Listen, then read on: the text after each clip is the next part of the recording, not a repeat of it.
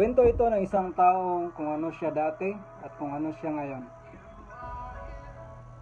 Before, siya adik sa paglalaro ng internet, kaya binibenta niya ang ibang mga gamit sa bahay like TV, tools, kaldero, wire at iba pa.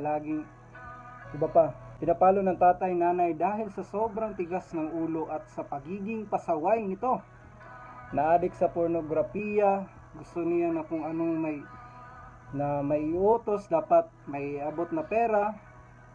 Pinapasimba ng magulang pero ayaw niya kasi may saying siya, kasabihan, ang pagsisimba ay pagsasayang lang ng panahon at walang kwenta. Napabarkada at tumigil sa pag-aaral 3 beses sa high school at last 1 year na hindi nag-aral kasi naglalayas ito lagi. Ayaw niya sa pamilya at sa mga kasamahan sa simbahan kasi boring at nakakaantok ito.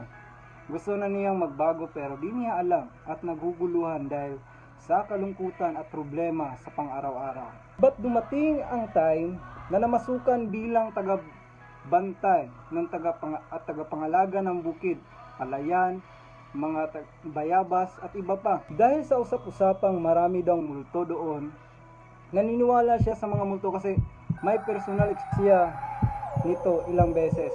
At dahil doon, puno siya ng takot pag sumapit na ang gabi. Sa unang gabi, hindi ito makatulog agad dahil sa yun nga, nararamdaman niya ang sobrang takot at kaba. Habang nagkadilat ang mga mata, natanong niya, try ko kayang mag-pray kasi kung totoong may Diyos, siguro siya makikinig. At ito, first prayer niya. Naging mahimbing ang tulog niya at humising ito ng masaya, nadarama. Kaya naisip niya, baka totoo nga may Diyos. Nagpapasalamat siya at always na niya itong ginagawa, gabi at araw na pagpipray. 2 weeks later, habang galing sa work, may nakita itong isang libro sa gitna ng isang sirang TV at radio. Nilinisan niya ito at ito pala ay New Testament ng Biblia. Nagtry siyang magbasa na di niya maintindihan ng unang pahina pero nagbasa siya at ito pala ay istorya ni Jesus. Na-curious ito at nagustuhan nito ang pagbabasa pag may free time. Naramdaman niya ang ligaya at pagkasabik pag siya ay nagbabasa ng Biblia. Mga 2 weeks natapos niya itong basahin. Sa totoo, itong taong ito di mahilig magbasa ng libro, kaya first time po niya ito ang gawin. Naiintindihan po niya na siya ay makasalanan, kailangan niya ng kaligtasan sa pamagitan ng Panginoong Jesucristo. 2011, November, sa edad na 16 ay nagfasting ng 1 day at nagsisi at tumanggap sa Panginoon Jesus. Simula noon, sabik na itong magsimba, humingi ng kapatawaran sa mga magulang, sa mga nasaktan at nagbagong buhay.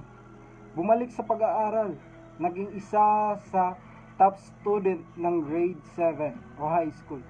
Imbis na 6 years ang high school, ito ay natapos niya lang ng 2 taon. Grade 7 at 4th year lamang. Habang ang pag-aaral ito, nagsishare naman ito sa mga kaklase, kaibigan at iba pa ng Word of God. Di na rin ito nagmumura. Di na rin ito adik sa internet. Wala na ding pagka-adik sa pornografiya. May pagpapakumbaba na, may plano na sa buhay, pag-ibig sa pamilya at may takot na sa Diyos. Naging isang leader ng campus ministry sa college na tinatawag na God-Centered Youth o GCY.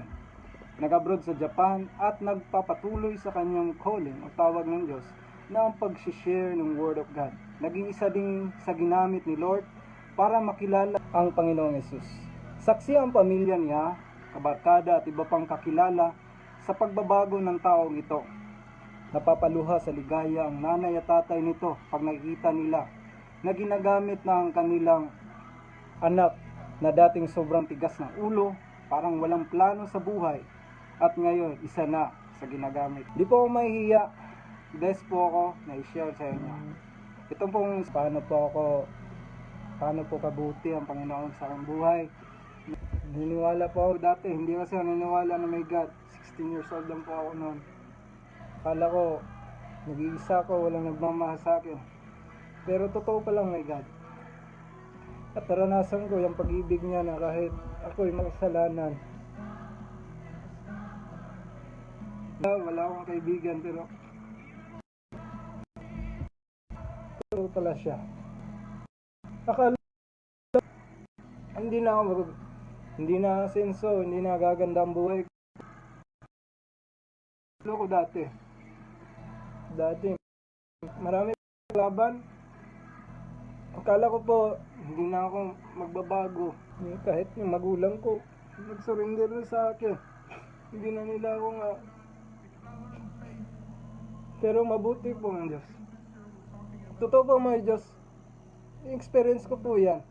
Hindi ko man siya nakita sa mga dalawang mata ko, pero buhay po siya na kahit dati. Ganit. Sobrang bastos ko na tao, pero totoo po. Napaiyak po ako.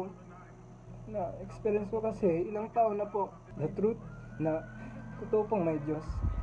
Hindi po sa pamagitan ng ating kakayahan, kabutihan, but only the power of God sa magitan ng Panginoon Jesus.